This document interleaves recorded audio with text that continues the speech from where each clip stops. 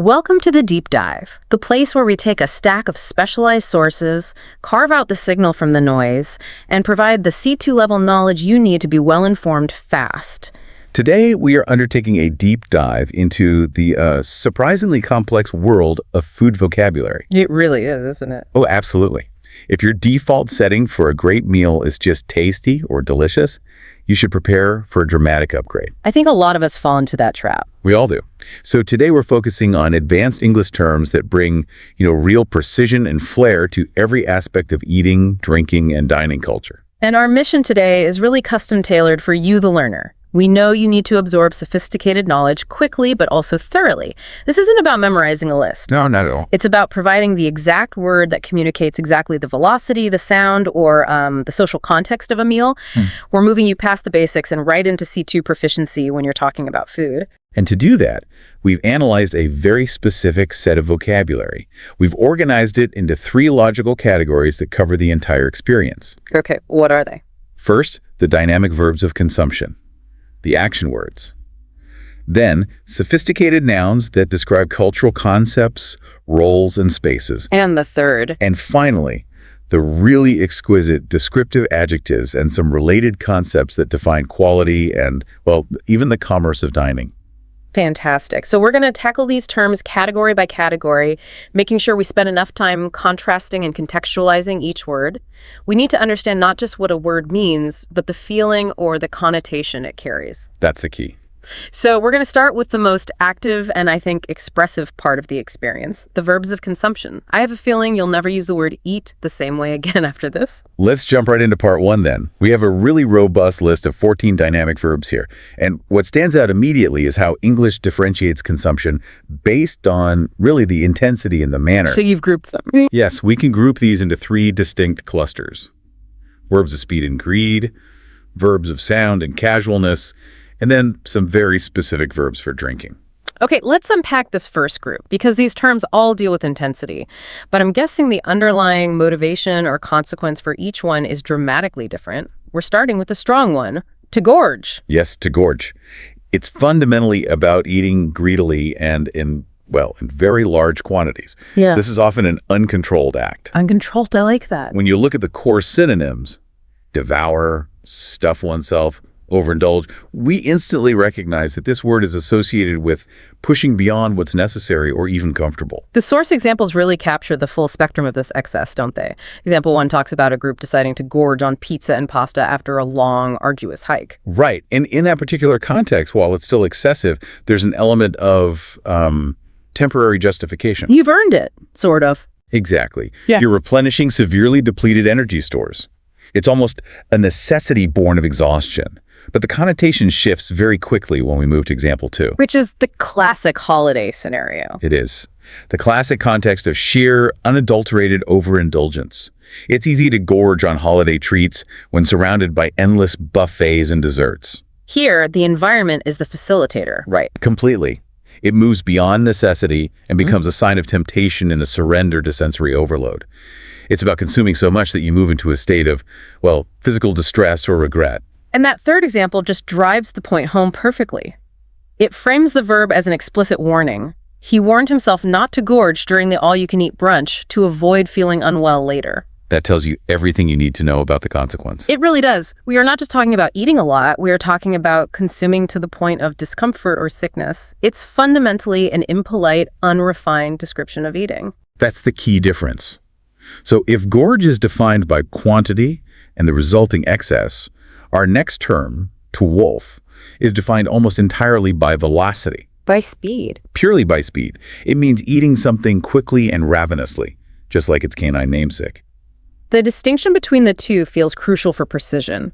You can gorge slowly, meticulously stuffing yourself until you're ill over an hour at a holiday buffet. A very unpleasant image, but yes. But you wolf something down because you are in an extreme rush or experiencing intense immediate hunger. The focus is purely on the rate of consumption. Consider the athlete in the first example. Starving after practice, the athlete wolfed down his protein-packed meal in minutes.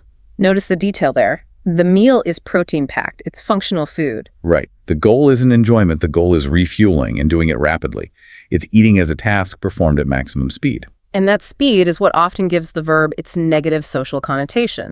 The source also includes that gentle warning in the second example. Don't wolf your food. Take time to enjoy the flavors of the homemade curry. When you wolf, you miss the sensory experience. You miss the entire point of a great meal. It's gone before you've even registered it. We see that explicit haste again in the third one.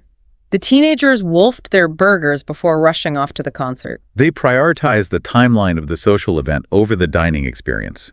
It's purely functional consumption designed to save time. So if gorge is the volume problem, Wolf is the speed problem. That's a perfect summary. now let's move to the antidote for those two, the verb that captures enthusiasm without all that negative excess.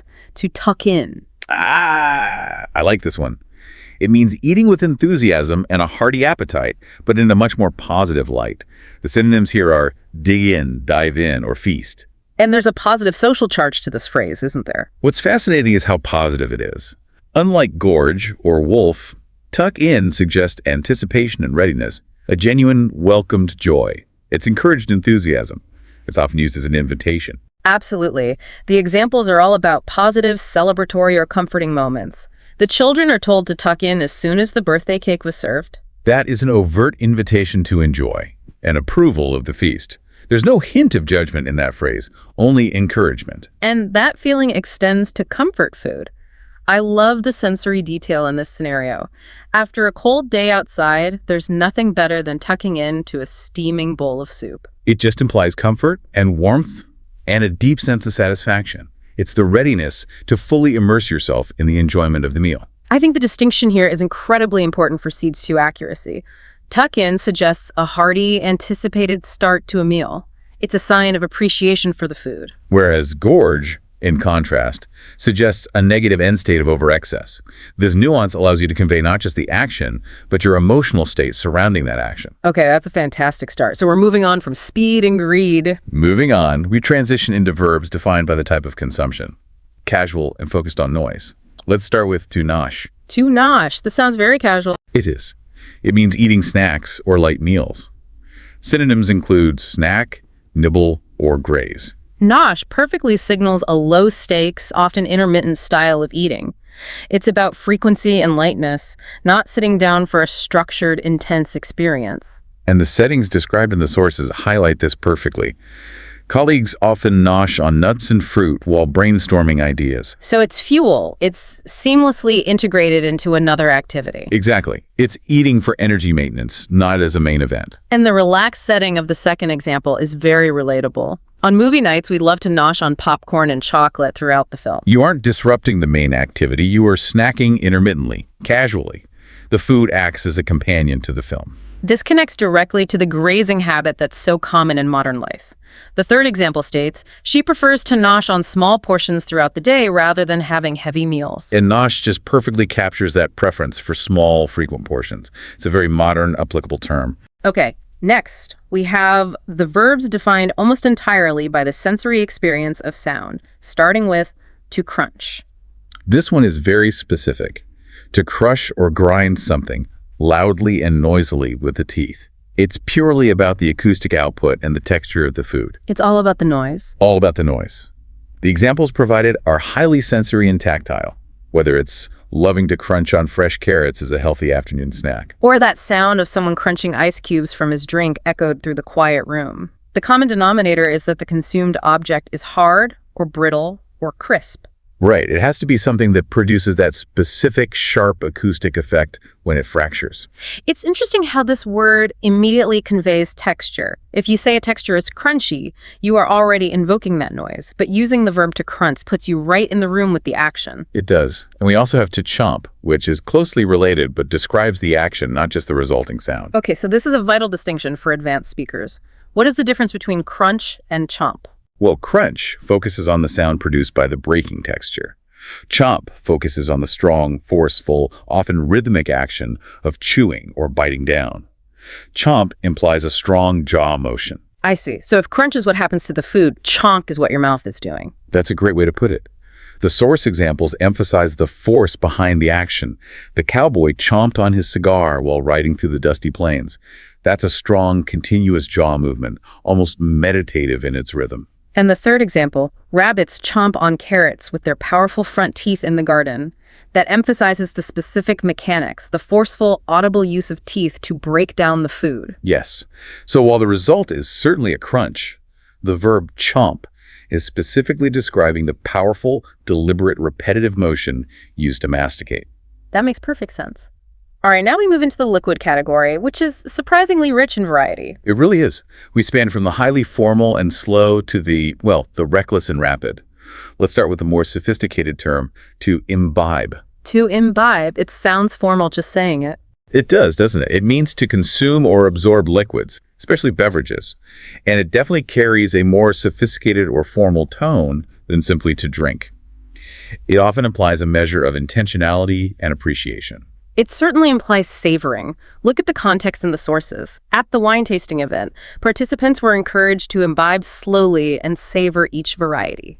You wouldn't use imbibe if you were just gulping down tap water. No, absolutely not. It suggests thoughtful consumption, focusing on the quality, the aroma, and the flavor profile. The use cases are diverse, though. Example 2 mentions liking to imbibe herbal teas in the evening to relax before bedtime. Right. Example 3 notes crowds gathering to imbibe refreshing craft beers under the sun. In all these instances, there is an intent to absorb the qualities of the drink, the flavor of the wine, the relaxation from the tea, or the refreshment of the beer. It's elevated drinking. So how does that compare to the next term, to sup? This means to consume a drink or liquid food, often synonymous with sip or partake. This raises a really interesting contrast. If imbibe is often associated with the social act of savoring complex flavors, sup is typically quiet, contemplative, and frequently applied to liquid foods like broths or soups. Like in the first example. In the evenings, she likes to sup on warm broth while reading a book. Exactly. It suggests gentle, slow consumption for comfort or sustenance, usually done in solitude. That quietness is absolutely reinforced by the third example. He supped quietly on his tea, contemplating the day's events. It's a very different pace and intent than the boisterous act of imbibing craft beer at a festival. Sup is reflective and slow. This is why paying attention to the context and the sources is so important for C2 level. Okay, so moving to the complete opposite extreme, we find to quaff. This is a great term. It feels like it carries immense historical weight. It does. It means to drink a large quantity of a liquid in a hearty, enthusiastic manner. Quaff carries a sense of robust tradition and often celebration. It implies drinking with immense gusto and joy, often in a communal setting. It really does. Think of the historical narrative from the source. Vikings in old tales would quaff mead from horns after victorious battles. The image is so strong, energetic, and traditional. It speaks to the volume, but more importantly, the attitude behind the drinking. Yes, and even in modern celebratory contexts, it retains that energy. The merry group quaffed ale around the campfire, sharing stories late into the night. You wouldn't say they sipped ale. No, you certainly would. They quaffed it. It emphasizes the heartiness, the collective spirit, and the sheer volume of the drinks being consumed. That sets the stage perfectly for what you called the fast and furious trio of rapid drinking verbs: to swig, to chug, and to guzzle. Yes. All three relate to consuming liquids quickly and in large gulps or quantities, but the subtle distinctions are where the C2 precision really lies. Okay, let's start with to swig. To swig. This is generally about taking a quick, large gulp or swallow, often directly from a container. It often implies a necessary momentary action performed out of immediate need. The examples reflect that necessity. Example 1 shows construction workers who often swig cold water from their bottles during breaks. It's necessary rehydration. It's fast, but not necessarily competitive or excessive. It's the quick fix. The second example. He took a quick swig of coffee to wake himself up before the morning meeting. It's a momentary action, often just a single, fast swallow, performed purely out of functional need. It's utility drinking. Okay, so that's swig. Next, we have to chug. This is specifically about consuming an entire beverage quickly, often challenging oneself to complete the task. Chugging always implies a definite completion, finishing the drink as fast as possible. This is why it's so often found in competition contexts. Like the party example. Exactly. At the party, friends challenge each other to chug their beers in a friendly competition. The verb focuses on the high-speed task and the goal of emptying the container. And the urgency isn't always social. It can be physical. Dehydrated from the workout, she chugged an entire liter of electrolyte water. It's a directed, high-speed task with a clear start and end point. The drink is gone. Right. And that brings us finally to guzzle. This implies enthusiastic, continuous, and often excessive large consumption. While chug is about finishing one drink fast, guzzle is about a steady, large volume intake over a period of time. So it lacks the definite endpoint of a chug. Precisely. We see that enthusiastic, continuous consumption in the party context. Partygoers guzzled cocktails as the music played louder into the night. It suggests continuous large refills and ongoing intake. Or the post-marathon scenario. After the marathon, runners guzzled sports drinks at the finish line. They weren't chugging one bottle, they were continually drinking large volumes. But like gorge, guzzle often carries a subtle warning connotation because that continuous large intake can become excessive. Example 3 shows this perfectly. Don't guzzle soda all day. It can lead to too much sugar intake. So it's the sheer quantity over time that defines it. And this sheer quantity often comes with a negative consequence. That brings us to swill, which carries a distinctly negative or careless undertone. Yes, very negative. It means to quickly and often carelessly consume large amounts of liquid, particularly alcoholic drinks. What's crucial here is the introduction of carelessness and lack of refinement. The source gives us examples that highlight this hasty, often emotional consumption. Like the sailors in old pubs would swill rum after long voyages at sea. There's a certain roughness to that act. There is, and the physical act itself can be messy, which is where the carelessness comes in. The second example, he swilled beer carelessly, spilling some on the table during the toast. It speaks to consumption done hastily and without regard for taste, presentation, or social grace. And the third example describes the character swilling whiskey to cope with his troubles. It speaks to consumption driven by necessity or emotional coping, not enjoyment. Our final verb in this extensive section is to lap up. This is probably the most figurative verb for humans, borrowing from animal behavior. Right. It means to consume a liquid or soft substance with intense enthusiasm, often suggesting the use of the tongue or the act of devouring every last drop. The source starts with the literal animalistic use. The dog lapped up the spilled sauce from the kitchen floor with great enthusiasm. It paints a very vivid, if slightly undignified picture. It certainly does. But the C2 sophistication comes entirely from its figurative use in human contexts. Example 2 provides. Critics lapped up the new dessert, praising its creamy texture and rich flavor.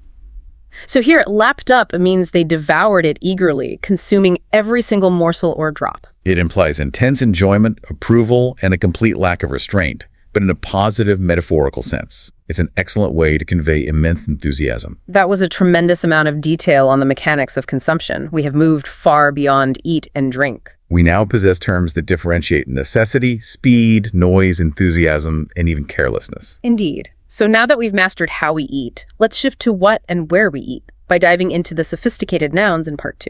This section is exciting because it provides the cultural context and high-level concepts needed for truly sophisticated discussions about food systems and dining experiences. We're moving from the plate to the professional kitchen and the philosophical approach to ingredients. And we're beginning with 2 nouns describing specific, culture-rich dishes and ingredients that carry a very specific geographical context. First up, chutney. Chutney. I think most people know this, but maybe not the nuances. Well, it's defined as a condiment made from pickles, vegetables, spices, and herbs. Its synonyms are relish, sauce, or preserve, but chutney specifically denotes a complex, often sweet and savory flavor profile. The source material is essential here for understanding the cultural context. Mango chutney pairs perfectly with spicy Indian curries and naan bread. This isn't a general condiment like ketchup. It's an integral component of specific culinary traditions. Right. It's designed specifically to balance and enhance intense flavors like a spicy curry.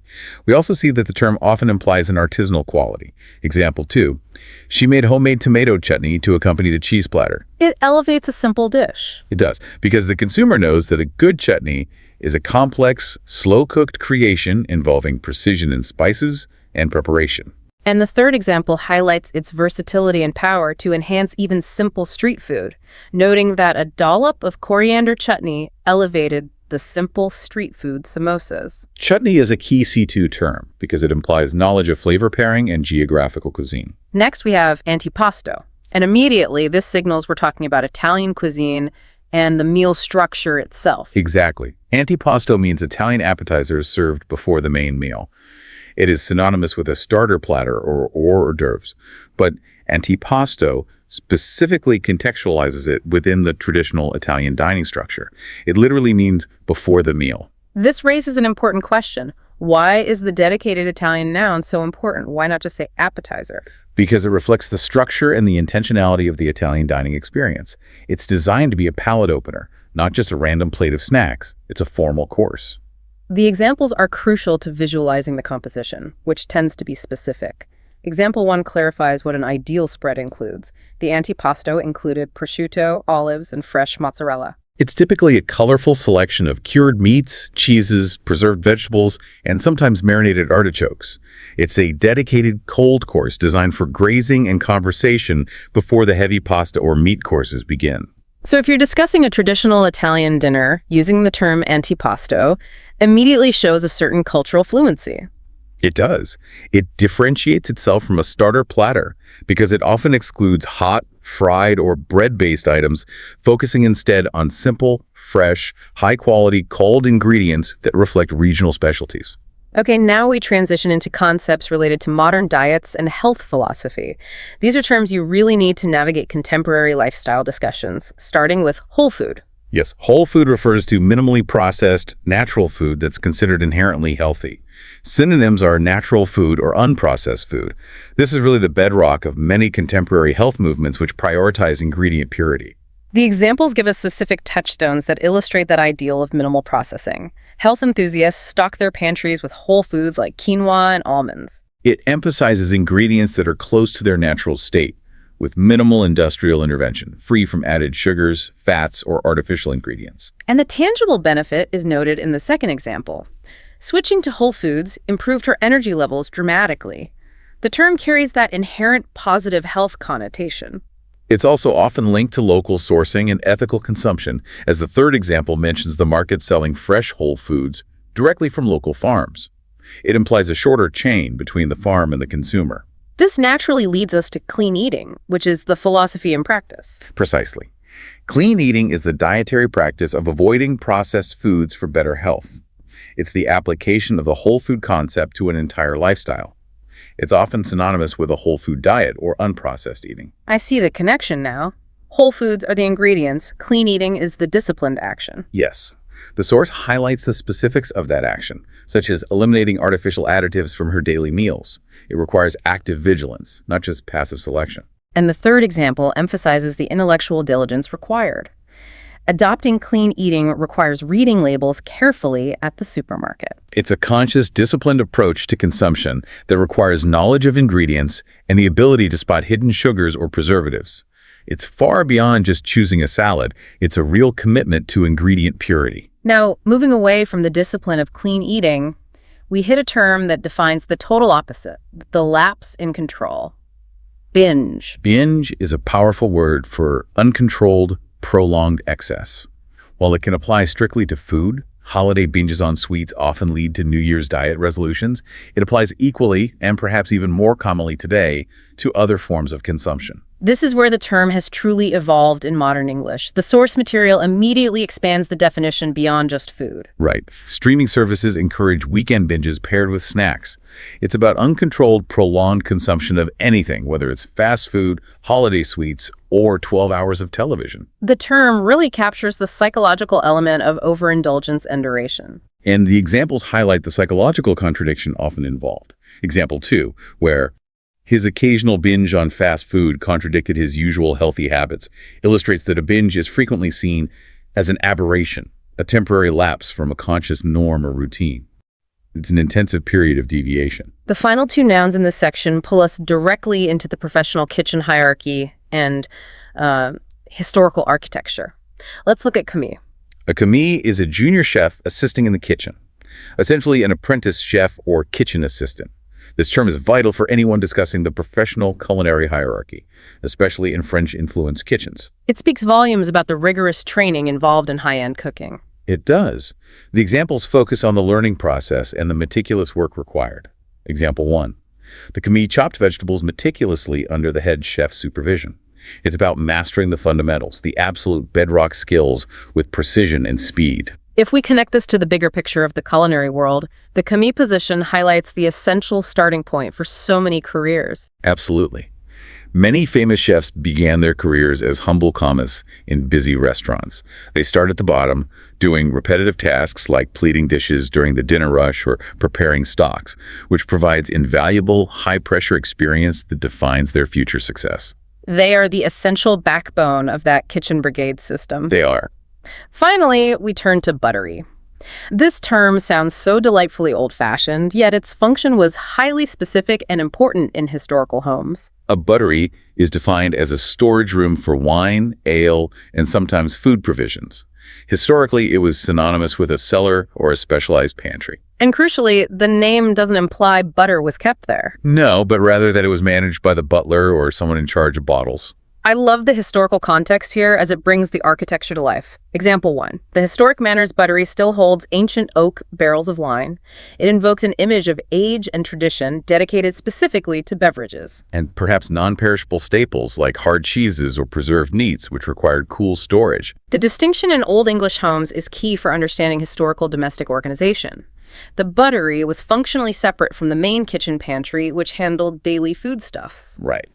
The second example notes, servants fetched ale from the castle buttery for the evening feast. It was the beverage storehouse, underscoring the vital importance of drink provisions and their dedicated storage in historic settings. That wraps up our nouns, moving us from specialized cultural dishes and modern diets to the organizational structure and physical spaces where the food journey is controlled. Now we enter the realm of high-level description with part 3. Yes, now we get to the really fun words. If you want C2 proficiency, you simply must abandon the generic word delicious when describing truly exceptional food. We have 4 fantastic adjectives here that offer much more precision and sophistication, starting with delectable. Delectable means tasting or smelling very good, often with a hint of refinement. Its synonyms are mouth-watering, luscious, or delightful. What's fascinating is that the definition includes both taste and aroma, making it a full sensory descriptor. That sensory appeal is so clear in the examples. It highlights how the experience starts even before consumption. Example 3. Freshly baked, delectable bread filled the kitchen with irresistible aromas. The delectable quality is first inhaled, creating immediate anticipation. And when applied to the actual dish, it implies high quality and exquisite enjoyment. Example 2. She described the seafood risotto as utterly delectable and perfectly seasoned. It speaks to a refined, carefully prepared quality. And that intensity is such that it even influences behavior, as the first example notes. The bakery's delectable pastries drew long queues every morning. It's a powerful word for sensory pleasure. Next up is scrumptious. This is another way of saying extremely tasty and satisfying. Okay, so if delectable often hints at sophistication or refinement, a gourmet term scrumptious often implies a more comforting, deep, and satisfying quality. So less refined, more soulful. Exactly. It's an emphatic declaration of tastiness, often linked to familiar indulgent treats. That comfort factor is beautifully illustrated by the examples focused on familiar, satisfying meals. The homemade scrumptious apple pie vanished within minutes of being served. It's tasty, but it also hits that deep emotional spot perfectly. It is food that truly satisfies the soul, not just the palate. It's often used in contexts of sheer enjoyment and approval, especially in a slightly less formal setting. Example 3. Children declared the chocolate cake the most scrumptious dessert ever. It's a very positive, emphatic, and almost visceral declaration of satisfaction. The difference is subtle, but it's important. Delectable is refined enjoyment. Scrumptious is deep, comforting pleasure. Now we shift our focus dramatically from describing the food to describing the person or the pursuit of pleasure. We have Epicurean. An Epicurean person or event is devoted to the enjoyment of fine food and drink. The synonyms gourmet, hedonistic, refined underline that this is about an entire philosophy of seeking pleasure through consumption, not just a single meal. I wonder, is the main benefit of using Epicurean that it signals this philosophical depth, or is it more about the ingredients and settings? How does it differ from simply calling someone a foodie? That's an excellent distinction to make. Calling someone a foodie is casual. Epicurean connects them directly back to the ancient Greek philosopher Epicurus, whose philosophy centered on achieving pleasure through tranquility and refined tastes. So using Epicurean signals that the individual seeks refined pleasure, avoiding excess or vulgarity. Precisely. That high-minded pursuit is evident in the source examples. Example 1. His Epicurean tastes led him to seek out Michelin-starred restaurants worldwide. It describes a dedication to gastronomy as a serious high-end pursuit, a lifestyle choice, not just a hobby. And it also applies to the events themselves. Right. Example 2. The Epicurean dinner featured rare ingredients and exquisite wine pairings. It describes a multi-sensory, high-effort event focused entirely on maximal, refined pleasure. It's a holistic term for high-end dining culture. Our final adjective is culinary. This is an absolute must-have for professional or academic discussions, simply meaning related to cooking or the kitchen. While it seems straightforward, its utility comes from its sheer breadth. It covers the entire art and science of food preparation, from raw ingredients to plated presentation, skill, and cultural heritage. So it can be about a person's ability. Yes, the first example focuses on skill. Her culinary skills impressed everyone at the family reunion barbecue. But the second example expands the context significantly beyond individual skill. The city is famous for its diverse culinary traditions from around the world. That's the key. It's not just about one chef, it's about the entire cultural history, the established techniques, and the ingredient base of a location. It covers everything from farm to plate, from recipe development to professional kitchen practice, a truly encompassing term. And we finish our specialized vocabulary dive with a crucial noun for those who frequent fine dining establishments or simply love wine: corkage. Yes, corkage. It's the fee charged by a restaurant for serving a customer-brought wine. Synonyms include a bring-your-own fee or an uncorking charge. This term is rooted firmly in the economics and etiquette of dining. Let's unpack the economics of this. Why do restaurants charge it? I mean, isn't it just opening a bottle? Well, it's far more than just opening a bottle. The fee covers the labor involved: storage, opening, providing, and then washing specialized glassware, decanting if necessary, and the sommelier's time in managing the wine service. And critically, it also serves as revenue protection. It does. Restaurants make a significant portion of their profit on wine sales. Corkage mitigates the loss of that profit when a customer brings their own bottle. The practical relevance is high, especially when dealing with expensive or vintage bottles. You have to know the policy beforehand, as the second example reminds us. We check the corkage policy before bringing our vintage bottle. It's a necessity for smooth dining and budgeting. It can range from, say, $20 to $100 per bottle, depending on the establishment. What's fascinating here is the economic balance it provides. The third example points out that a reasonable corkage allows diners to enjoy personal wine collections affordably. It does. If a diner has a rare, expensive, or vintage bottle that the restaurant doesn't carry or that would be excessively marked up, corkage provides a mechanism to enjoy that wine without spending a fortune on the restaurant's markup. And while it's a standard fee, it can be a flexible policy. The source notes that the upscale restaurant waived corkage for special occasions. This shows it can be used as a customer service gesture or a high-end perk, particularly if the party is ordering significantly expensive food or booking a private room. Understanding corkage is really essential to mastering dining etiquette. That wraps up our analysis of these 26 terms. We've navigated the entire culinary landscape, from the speed of consumption to the history of the buttery and the high-level pursuit of Epicurean delights. The depth we've uncovered in this vocabulary set, linking words not just to definitions but to cultural and emotional context, is really remarkable. It truly is. Okay, let's bring it all together. So what does this all mean for you, the learner? We started with the dynamic verbs, moving past the basic actions to terms that define speed and greed wolf, engorge, versus comfortable enthusiasm tuck-in. We identified all those different drinking styles, ranging from the slow, contemplative sup to the hearty, traditional quaff. And the rapid, sometimes careless swill. We then explored the sophisticated nouns that provide essential cultural and conceptual context, distinguishing the pure ingredients of whole food from the demanding clean eating practice. And placing specialized roles like the apprentice commis and historical spaces like the buttery into their proper environments. And finally, we gave you the tools to replace those generic superlatives with sensory precision, using delectable for refined aroma and flavor, Scrumptious for deep, comforting satisfaction. and Epicurean to describe the entire philosophical pursuit of gastronomic pleasure. The value here is profound. It's not just about sounding sophisticated, it's about absolute precision. Moving from generic words like ate a lot to using terms like gorged or wolfed provides instant clarity, vividness, and nuance to your communication. Whether you're writing a sophisticated review, sharing a detailed story, or engaging in a professional discussion about health and food systems, This vocabulary is immediately applicable and will dramatically elevate your fluency. Now here is our final thought for you to carry forward from this deep dive. You have mastered 14 verbs of consumption, each with its own baggage of speed, noise, or etiquette. So think back to the last time you eat a full meal. Which one of those 14 verbs from gorge to sup, wolf to chomp best describes that consumption, and why? Was it defined by speed, sound, tradition, or simply quiet, gentle contemplation? Applying that precision immediately will solidify this knowledge. Thank you for joining us for the deep dive. We look forward to seeing you well informed next time.